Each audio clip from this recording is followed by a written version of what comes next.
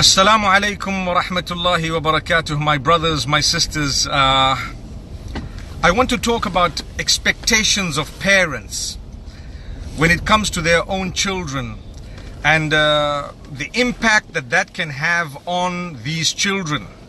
The reason I say it is, of late, I've been having a lot of young children and sometimes teenagers who are suicidal.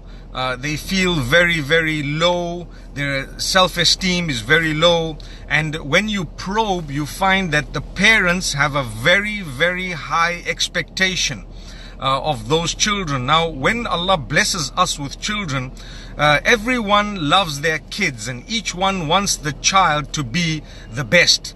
And each one prays to the Almighty that this child will be the best. And obviously we would love to see our children excel even beyond us. But what we need to remember is that is just a child. Each one has his own capacity. And we don't need to expect them to come first in the class, to have straight A's, to be the wealthiest of everyone. We don't expect them to be number one in everything. So we don't have to put all that pressure on the child, because then when the child does not perform as well as we would like the child to perform, what happens is we actually we have caused the child to become low in self-esteem because of our pressure. And because we're putting so much of pressure, the child is stressed. And if the child comes second, we say, no, you could have done better. I want to address those parents to say, please be careful. You need to understand, just encourage your child to do his or her best. Once the child has done his or her best, alhamdulillah, it's good. Bad behavior sometimes is actually worse than not performing in a classroom as well as your father or mother expected you to, because each one has a capacity. Some take long to understand concepts, some can understand these concepts a little bit quicker. So what we need to know is, with our children, let's not put too much pressure on them. I always tell my children, look, I love you and I just want you to do your best. Wherever you've made a mistake, we will help. But if you have played around and so on and so forth, that is one thing. If you've tried your best and you do not perform, then you're not going to get scolded at. They should not be scared to face me as a result of what their performance was in the examinations. So if your children are frightened to show you their exam results, it's because of the way you have treated them and the amount of pressure that you've put. The amount of pressure that you have put on them to perform. And so they not only become hypocritical or they become scared, but it affects them mentally.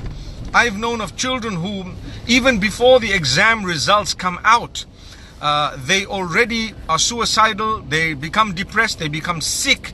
They actually fall so badly ill, and you wonder what it is when the doctors tell you there's nothing wrong with this child, and you're thinking, I wonder what's going on. But the amount of pressure you've placed on the child is just too much. And I want to remind you, the wealthiest of the globe are those who did not do well at school. I mean, that's ironic, but it's so true. Go and check it up. The richest of the rich are those who, most of them did not perform well at school. Some of them hardly went to school. Some of them, if you were to talk to them, they couldn't even speak. They have others to talk on their behalf, but they did it. So what is it that you're putting pressure on your child for? There needs to be a little bit of encouragement, definitely in the right direction, but not to the degree that the child suffocates. I don't need my child to be first in the class, I promise you. I just need a child who is of good character, good conduct, knows how to behave himself, herself, and understands the link they're supposed to be having with their maker. So this is something that is definitely worth thinking of. I decided, as I'm driving towards the airport, subhanallah, while I'm being driven towards the airport, to actually speak about this because of something that happened today. And I thought to myself, before I get busy with anything else, let me make mention of this for the benefit of one and all. And inshallah, I will be posting this up on YouTube a little bit later for the benefit of everyone. So remember, don't put pressure on your children. Don't have these expectations that are too high. Even when it comes to marriage, some of us have very, very high expectations of our children, and we don't realize that sometimes they won't want what we want. And sometimes the person that they may have introduced to us, which is happening nowadays, might actually be a better option than whom we think they should be marrying. Because some of us, we've just got a dream.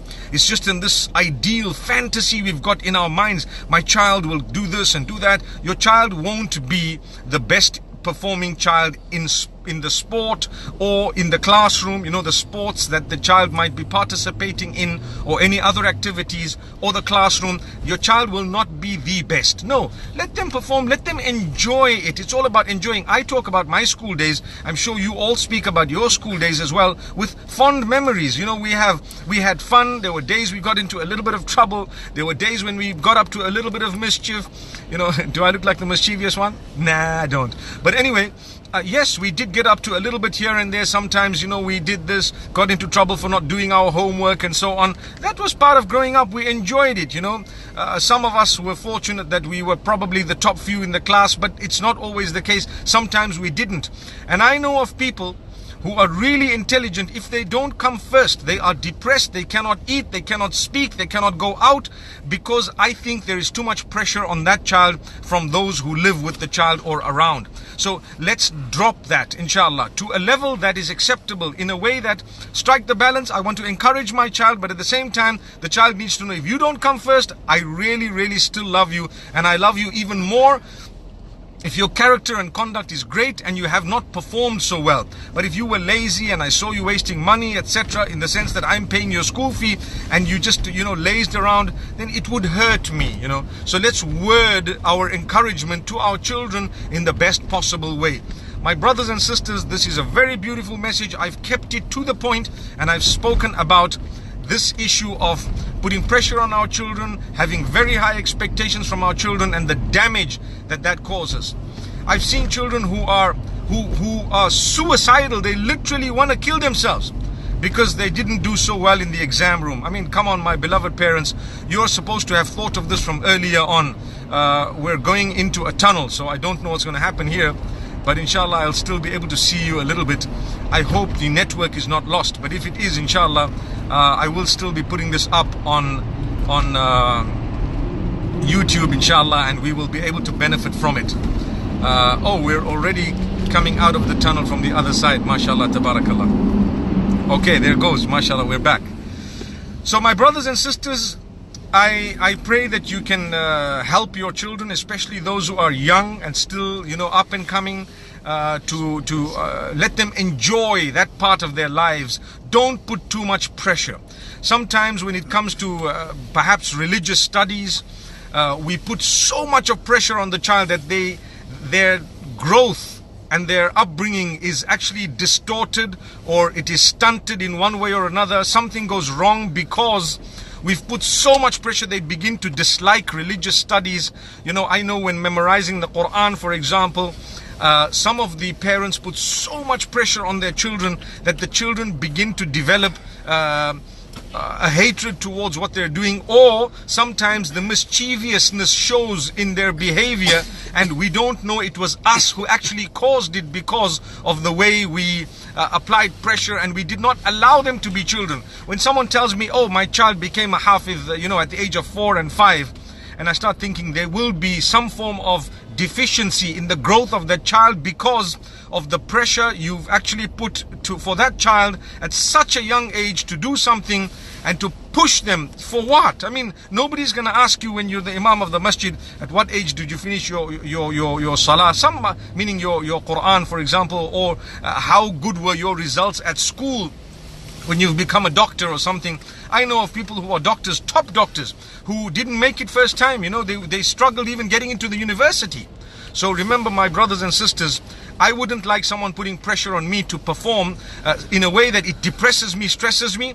The same way our children are even weaker than us. We're grown adults and we don't like it. What about little kids? I hope we've learned a beautiful lesson. Barakallah feek, inshallah. I hope to put this up like I said. أقول قولي هذا والسلام عليكم ورحمة الله وبركاته.